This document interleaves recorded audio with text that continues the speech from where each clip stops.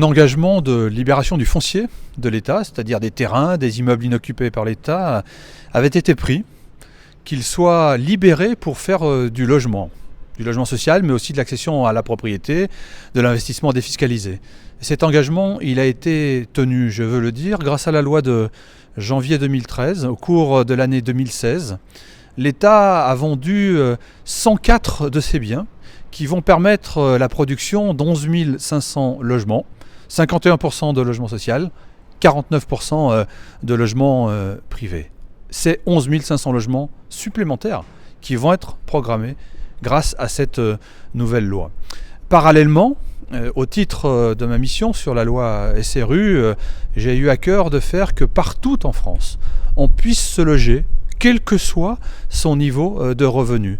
C'est donc faire respecter cette obligation de faire 20 ou 25% de logements sociaux dans les grandes agglomérations. Et je veux le dire grâce à ces efforts sur les communes qui étaient très en retard, ces fameuses 221 communes dites carencées.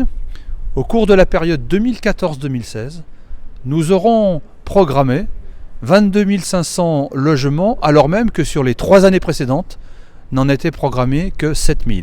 C'est donc un triplement de l'offre de logements sociaux qui seront faits sur ces communes. Et évidemment, ces bons résultats, à la fois sur la libération du foncier pour faire du logement, mais également sur l'application de la loi SRU, concourent aux très bons résultats sur l'année 2016 du nombre de permis de construire, près de 450 000, sur la programmation des logements sociaux, près de 130 000, et tirent finalement à la fois la filière du bâtiment et de construction de logements dans notre pays. Et c'est aussi une dimension économique, car vous le savez, un logement programmé, c'est 2 emplois assurés à l'année. Évidemment, ce que je souhaite, c'est que cet effort, dans les années qui viennent, perdure, car c'est au prix de cet effort de mobilisation des préfets, des acteurs de la filière, que nous avons ces résultats sur l'application des lois qui ont été votées. C'est d'ailleurs pour cela que sera créé d'ici quelques semaines un nouvel outil, la foncière solidaire, qui a été votée par le Parlement, dont le but sera là aussi de mobiliser le foncier d'État, mais aussi d'acheter du foncier de collectivités locales, du foncier appartenant à des privés, pour fluidifier le foncier sur notre territoire, pour le rendre plus accessible, moins cher.